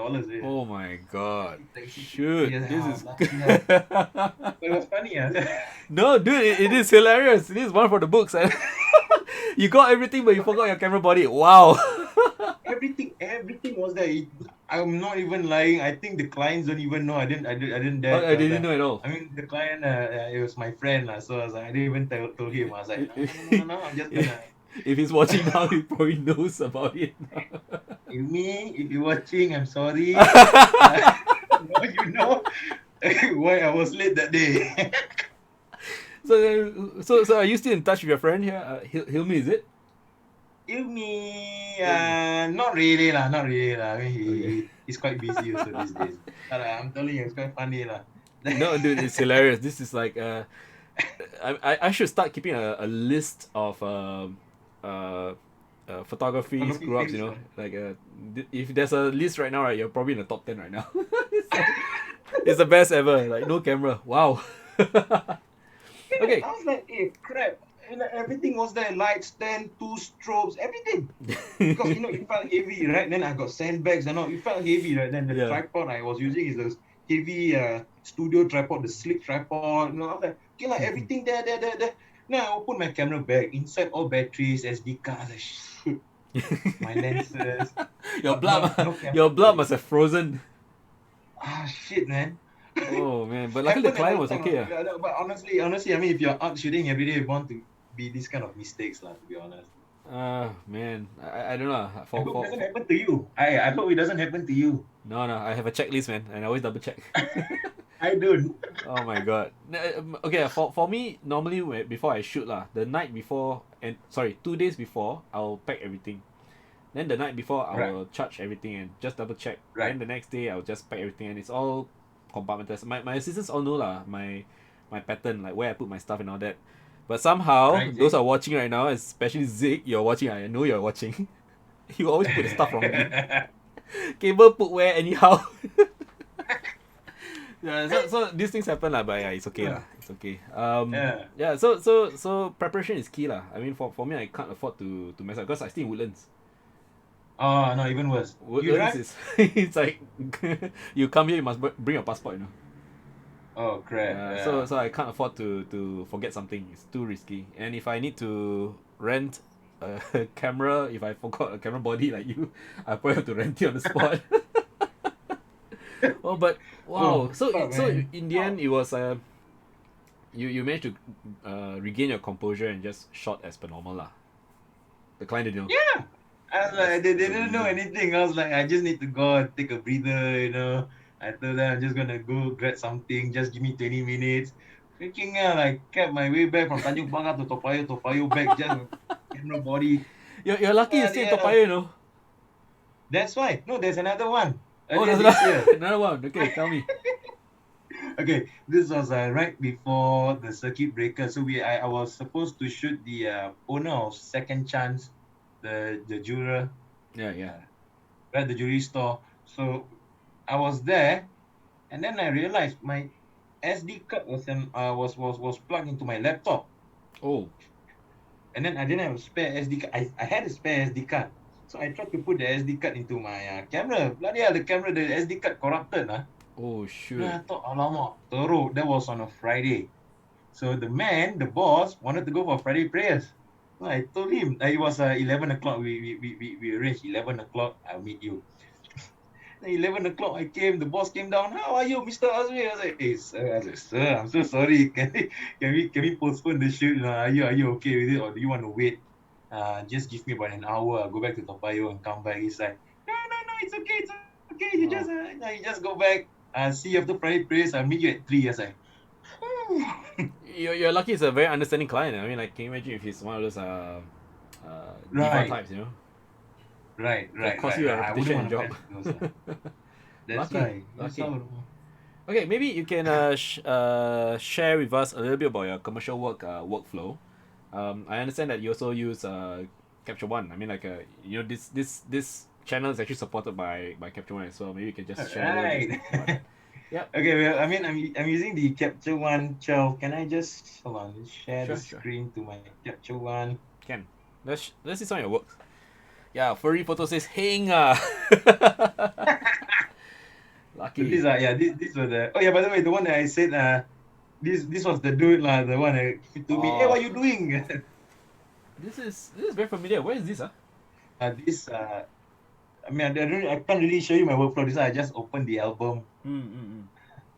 But So normally how I do is I open open a new catalog for every shoot. Then the workflow is just, if I want a photo, I just 4-star them, and then slowly work my way through. so I just read the photos. That's about it lah.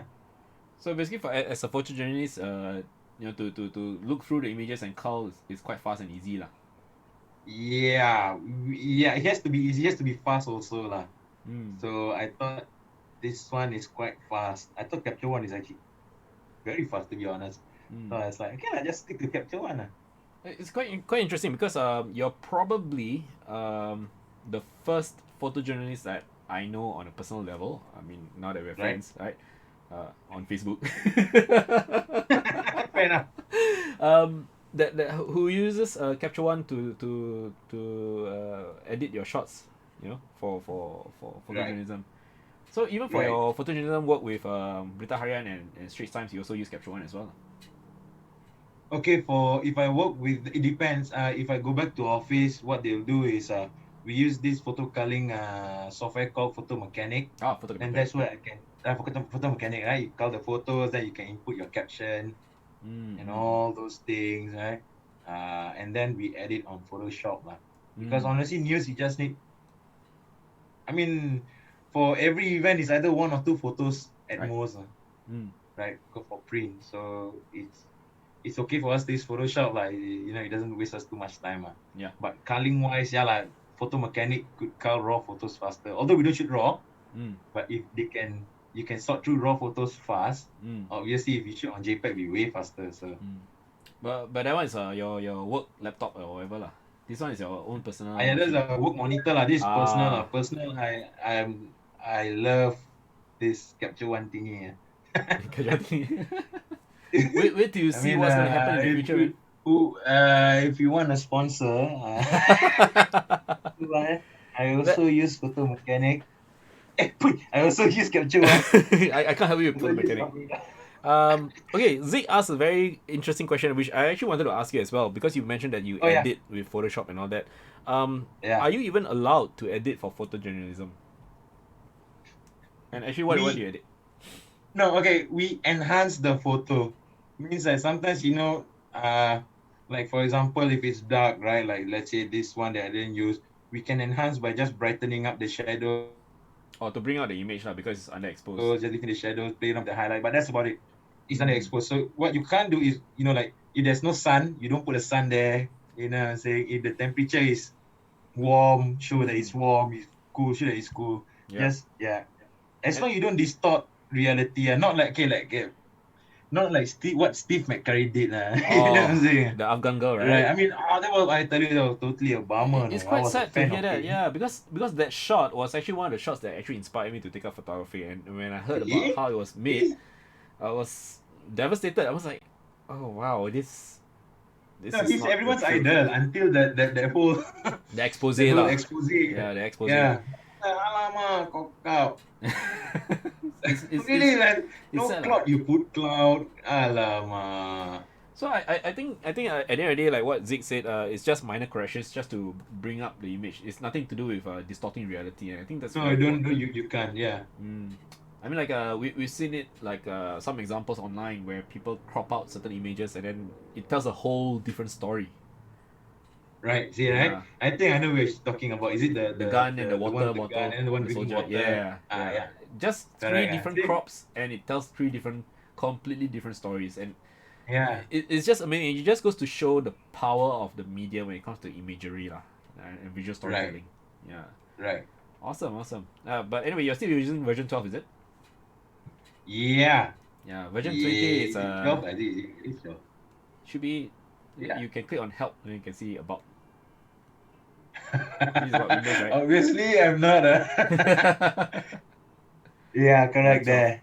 Yeah, so just to touch a little bit on Capture One lah. For those of you who are tuning in and wondering why I have a vested interest in Capture One, is because I actually work for the company, but I'm more in the sales division lah. So, Capture One is actually one of the best, in fact, probably the best raw editing software. And right now, version 20 is gonna get a lot better. Tomorrow I'll be doing a live streaming reaction video to David Grover as well as Alexander Fleming's previous. Just a couple of days ago, they did a YouTube video on the features that are coming up in Capture One Pro 20. So this is something that I just want to do a sharing session with you guys, and we're gonna do a live reaction to the video. It's gonna be a bit interesting because this is the first time I'm doing a live stream reaction video, and I haven't seen the video, but I heard a lot of good things about it. But I just want to see and hear it from them themselves, and see for myself some of the changes that are coming out with Capture One Pro 20 that will definitely shake the very foundation of the photography industry. Um, so yeah, Azmi, I'll see what I can do. Yeah.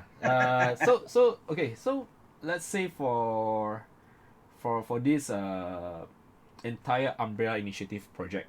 Okay, let's go back to Right. Umbrella Initiative. These shots that you're sharing with me, they are not released to the public, are they? Because I looked through the album, I've seen your shots. Some of the shots here, they are not there. I haven't seen them before. Right. Mm. Any Yeah, I didn't publish them lah. mm. Any particular I reason didn't publish.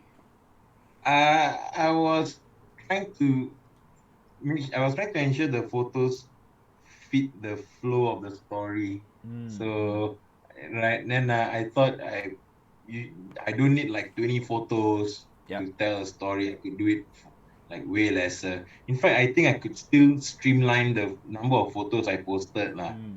on Facebook, but I thought, nah, man, just let it be.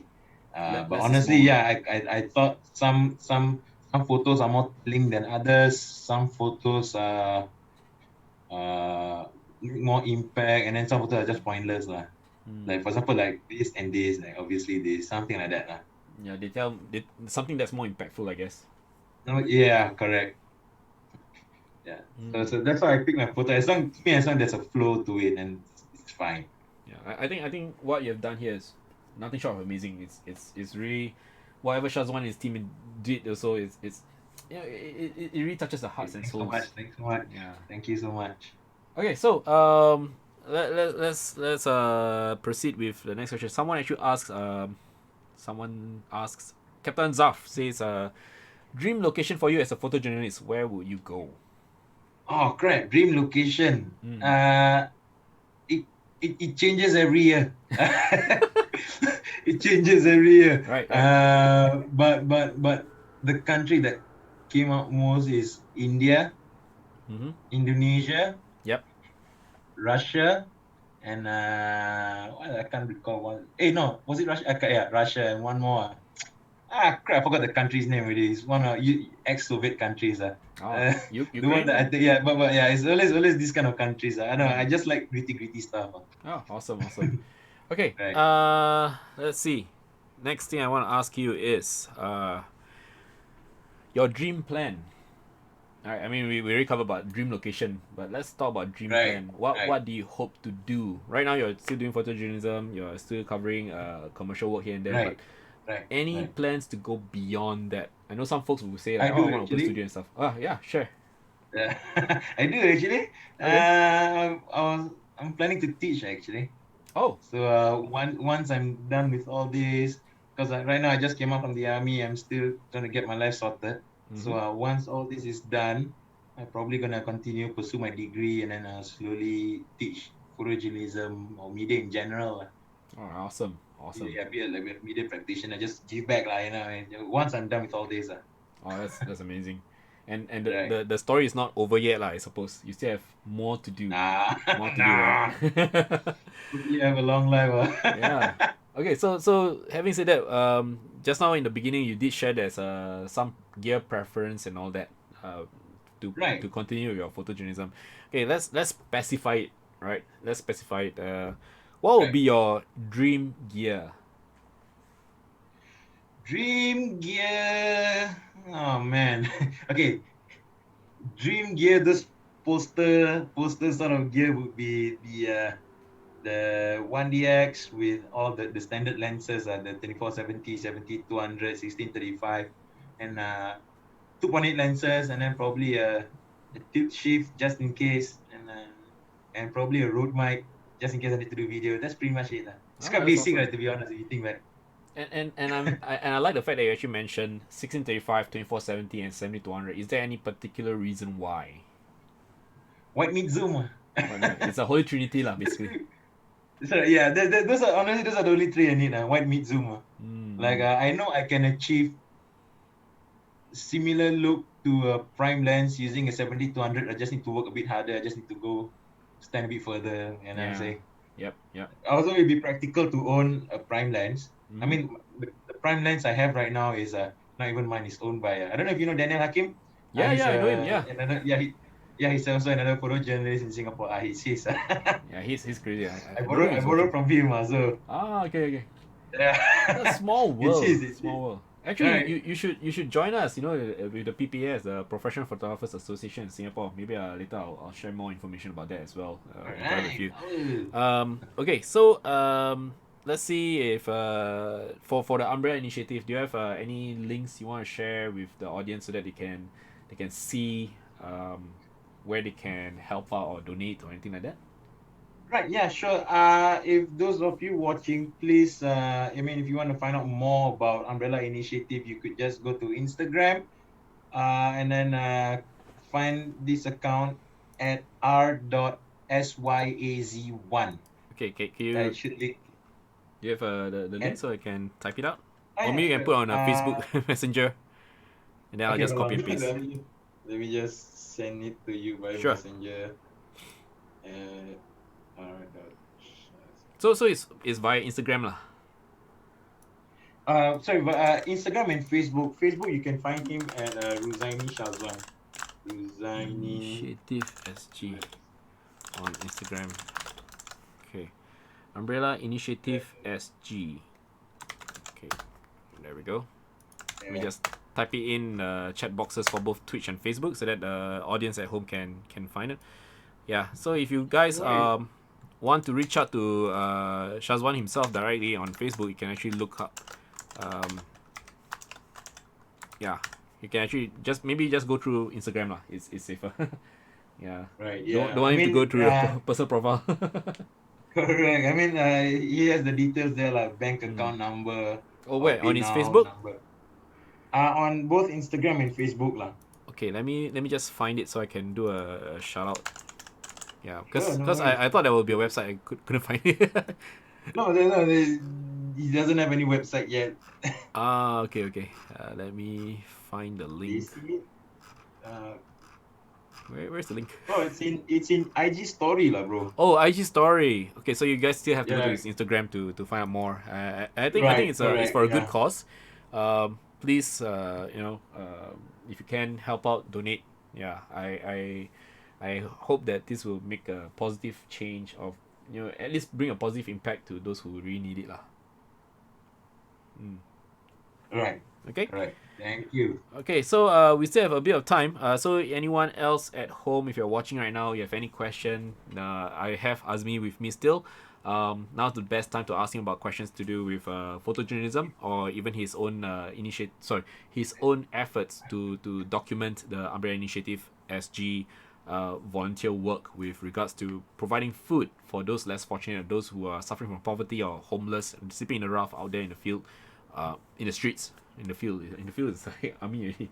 The field Yeah. in So the streets, in the yeah. streets, yeah. So Outside, yeah, outside. So yeah. you guys have any questions, feel free to pop in and ask in the chat box. But otherwise, actually, I'm pretty much almost done If here. feel free to Yeah. treat whoever, if you wanna look at the photo, your things lacking something, please tell me. I mean, I'm still learning, I'm still new. Ah, Maybe it's missing some shots. Yeah, please tell me. Then and at least we do can like a improve. photo critic. Yeah. Sure, since we have 15 more minutes, right? Yeah. Still a bit of time. So if you have any questions, feel free to ask as well. Now, Right, what I'm gonna do now is I'm actually gonna share something with you, so you can right. just give me a sec. Let me find. There you go. Okay, so actually, what I can share with the audience right now, this is a shout out to Broncos Singapore because they are actually one of the supporters for this channel as well. Um, they do have Capture One Pro 20 on a promotion price right now, going at $342. You can buy it online. I'm just gonna put the link here so you guys can check it out. Okay, so what I'm not gonna I'm not gonna gain anything out of this, but I'm just doing a shout out because Broncos Singapore has been very very supportive of this channel. They've been working with me real hard to ensure that this channel is able to go live and things like that. In so many ways by technical support mostly because I tend to screw up my gear. But yeah, so this is Broncos Singapore. Do give them a shout out and or even just visit the page and take a look at some of the gear that they have, especially the software. So this is Capture One. It's going on a promo price at the moment. This is something I will talk about more tomorrow, especially with the new updates and all that. There are a lot of very interesting stuff. Brother, you have no idea what's gonna happen tomorrow. The things I'm gonna share is really epic. So anyway, for those of you who are wondering, also you can also check out Azmi's work on Instagram. This is his Instagram URL. Let me just share it with you guys as well on both Facebook and Twitch. At the same time also, if you guys want to, you can actually check out the PPS. Now for Azmi, this is something that you may want to look into as well. The PPS Yeah, is actually sure. the Professional Photographers Association of Singapore. We are an association that's working very closely with the government to help give the photographers, the photographers in Singapore a voice. So the more we have in terms of membership, the better it is. Right now we do have quite a sizable number of members, but the more we have, of course, will be better lah. So these are our list of members. Don't have to own a studio to join, but you do need to be a legit business owner. So that means you have to be a registered member of ACRA. Basically, you have to have an ACRA business profile to be a full Right, member, right. and it's about $120 a year, but you get access to a lot of things, and we do have a lot of plans to help photographers. One of the most interesting, I think, for yourself, Azmin, that will definitely sound interesting to you is the fact that we're gonna work towards having insurance coverage for photographers with equipment. Oh, oh, power. That Does is this include something. overseas assignment as well? We are working on it still. We will release the All details right. once everything's firmed up. But we are looking into an insurance, and it's gonna be the first of its kind because Singapore doesn't have this. Wherever you go, it Yeah. doesn't cover, right? Yeah. So this is something that we're trying to provide as an added value if you become a full member lah, right? And it's really good because the PPS actually has got a lot of members who willingly share their time and knowledge, and in the spirit of community service, we do run seminars, talks, and events where we share about how to run a business in photography. Even coming out articles, something like this. This is from Aaron Ang. He is from Loud Kitchen. We had him a couple of episodes ago. He does share a very useful tips on how to or rather what to prepare before you actually make the jump into this crazy business of photography. So a lot of people Right. always go into photography thinking that it's a very simple business, just go there, take photo and all that, but no, it's more than that. No.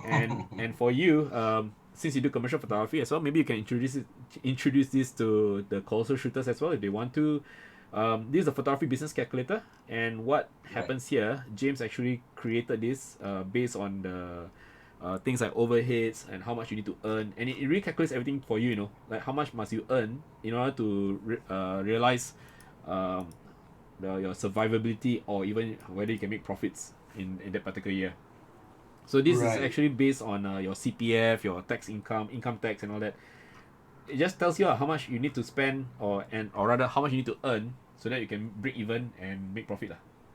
So Right. for those who are new to the business of photography, this is actually the tool that is available freely online that you can use to have a better understanding of how much you should charge your clients, which is the most common question everywhere. Everyone's always asking the same question, like, "Hey, bro, how much should I charge for my work?" You know, just bear in mind that, you know, the prices may stagger according to your expenses and your expectations.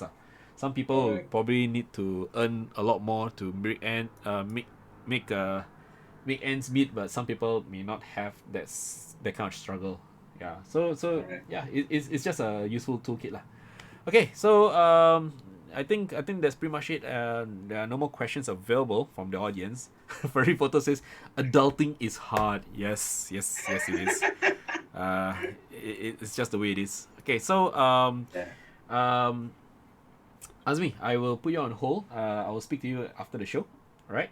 Right. Just gonna put you on mute, but thank you so much for joining me this Yeah. evening. It's really been a pleasure to actually speak to you finally on the show, and to actually share a glimpse of what life is like to become a photojournalist in Singapore, and to actually hear more about the Umbrella Initiative. I think this is the kind of good that Singapore should have. I mean, now COVID-19 is still ongoing, and the pandemic is definitely ravaged a lot of businesses. But you're doing some good out there, working with Shazwan and his team, and Yeah. you know, one thing I just want to say lah. Uh, when it comes to photography during COVID-19, a lot of people take photos, and then, you know, it's just to shame people, right? Right. They post it on Facebook like, "Oh, look at this fella, you know, this fella never put on mask, you know, sovereign lady and all that," you know. So you actually made a very different approach with photography. You documented the good. I mean, of course, there are other photographers who did something similar, like documenting Right. the front lines and all that, the nurses, the doctors at work and things like that. But you actually brought out two things. One, the spirit of volunteerism, people going out there to help others, and the fact that, number two, the fact that there are people out there who have fallen through the cracks, and Right. it just hit me hard because, you know, just a couple of weeks ago, most of us are struggling to figure out whether we're going to achieve or reach receive money from the government in terms of the help Right. packages, stimuli packages and all that. But there are people who just have it worse, and we don't realize that, and you actually brought up that story, and I really thank you for that. I think that's something that we all need to be aware of lah. That there are people who really could use more help than us. Yeah, so Yes, thank you for that. no. Thank you for that. No problem. Yeah, so Good job. I'll be in touch with you in a bit. Let me just do the closing. Right. Yeah. All right. So I'm just gonna mute you first. Sorry, buddy. Cool. Okay. ちょっと待ってください. Okay, so anyway, for the rest of you guys, again, this is another episode of the Amazing Life Show. So I kind of forgot to tell you guys about the show lah. So in case you guys are just tuning in, or trying to figure out what is going on here. Why does A-MEZ-ING have a live streaming show? So basically, the Amazing Live Show is just a personal project, really. One day I woke up and it was still pandemic and I got nothing to do. I got my projects all cancelled, my workshops all cancelled, and I told myself, yeah, just do live streaming lah. I could have live streamed like games and all that lah, but I thought, you know, that's kind of meh. So I decided like go one step further and have a live stream show where I can hopefully bring some something to the table when it comes to the photography community. I do run virtual workshops. A couple of weeks ago, I did a virtual workshop on how to do lighting setups for product photography in your home, because most of us are stuck at home. We can't go out and all that. And I also run talks with the intention of just sharing knowledge, whatever I know and all that. Tomorrow at 5 p.m, I will be running a sort of like a reaction video. It's going to be the first of its kind for this live channel. I'm just going to talk about Capture One's new update, which are really exciting. I mean, like, it's going viral right now because everyone's talking about it. It's crazy. Can you imagine a raw file? You are able to do cloning and healing on a raw file with a non-destructive workflow without affecting the integrity of the raw file itself. So it's totally non-destructive and you can do unlimited changes on it. So that's something I'm really excited by, because this is the first of its kind. You don't even need Photoshop anymore. So that's something crazy, okay? So what am I going to do now is I'm going to talk to you guys a little bit about what's going to happen in next week. So next week we're going to have a very special guest. If you're still tuning in right now and you're probably wondering who is this next guest, let me just call out the screen. Okay, so let me just move this away. Okay, so next week I am actually gonna have Sales Chong from China joining us on this live streaming platform, and he is gonna talk to us about the technical aspects of the Phase 1 camera. He's now a Phase 1 global ambassador, and he's gonna share with us a little bit about his his technical knowledge. He's gonna share a little bit about his inspiration, why he chose to shoot with medium format and things like that. And this actually, you know, I know that a lot of people who are fans of his work, and you guys might be tuning in right now, and this is actually the best time to actually come online and join us at 8 p.m. on the 12th of May on this live streaming channel to hear from the man himself, and you can actually ask him questions live, and we'll try to address them, of course. I'm pretty sure that this is something that's exciting. You guys are probably gonna look forward to it, and if you guys want to I would say, let me just call out the link as well. If you guys want to be a part of this, you need to sign up. So let me just call out the link, which I don't know why the browser closed accidentally. Sorry, that's my bad. Let me just bring the link up again. Okay, this is the link to the form that you need to fill up in order to join that webinar with Sales Chong. So I'm just going to put it on both Facebook and Twitch. So for those viewers in Singapore, Vietnam, and Malaysia, if you sign up here, you will also be eligible for a draw for a free giveaway of Capture One Pro 20. So we do have a copy of Capture One Pro 20 going out to one lucky winner from Singapore, one lucky winner from Vietnam, and one lucky winner from Malaysia. So this is something to look forward to as well. All you have to do is just sign up within the form that the link I just put up on Facebook as well as on Twitch.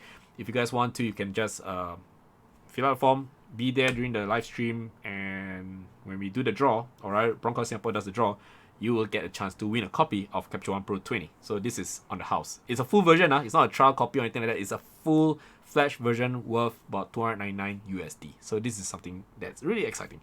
Okay, so as you all heard just now, I also do this as my own personal initiative. So how come my Jarvis is not awake? Let me guess, he's got the wrong one. Okay, so if you want to support this channel, there's actually two ways of doing it. One is by PayPal, the other is by Coffee. And if you're a brand, you want to sponsor some of the live stream shows in exchange for something else, I don't know what it is, we can always bring it up to the table and have a chat about it. Just drop me an email as well. And I just got Jarvis to point out what to do in the chat box as well. So I'm just going to copy the whole thing on Facebook as well, because Facebook does not have Jarvis. Jarvis is my wonderful bot on Twitch. That's why I prefer Twitch. It's just so much more fun. Okay, there we go. So do, if you want to, you can just do that. And I'm very, very grateful if you can. Let me just sort this out so you guys can see. Okay. Right. So this is my Ko-fi page. Right. If you want to, buy me a coffee, basically donate to the cause, the channel, to support it. This is where you can go. And this is PayPal. You can just directly PayPal to me as well. All right. So with that, I'm gonna end the show. It's almost 10 p.m. and I'm very, very grateful for you guys tuning in this evening. Very, very grateful, of course, to Azmi, who shared with us a little bit more about his personal take on the whole Umbrella Initiative SG, as well as his take on photojournalism as a career, how he started and all that. And now we hear that he's gonna start, or rather, he has plans to go into teaching and all. I think that's very exciting. We do hope to see Azmi flourish in his chosen path. As for Shazwan and his team, we hope that the task at hand will be easier, less burden, and more people chime in to help. And hopefully everything will be go as smoothly as possible. All right. So again, thank you so much for joining us, and I'll see you guys tomorrow at 5 p.m. on the same channel. We're gonna talk about Capture 120. If you have any questions with regards to Capture 120, feel free to think about them. Ask me tomorrow, and then after that, we'll see you guys. All right. So thank you so much. Otherwise, if you are not joining me tomorrow, I'll see you on Tuesday. So in the meantime, stay safe, take care of yourself, and stay hydrated. For those Muslim friends who are fasting, have a good Ramadan. Later sahur in about 8 hours, or no, nothing less than 8 hours. Stay safe also, okay? And whatever it is that you do, hopefully everything is not too difficult. Because right now we are indeed living in extraordinary times with extraordinary challenges, and I just hope everyone will have a easier period. Okay, take care of yourself. All right, stay safe. Bye bye. Come with me, and you'll be in a world of pure imagination. Take a look and you'll see into your imagination. We'll begin with a spin, traveling in the world of my creation. What we'll see will defy explanation.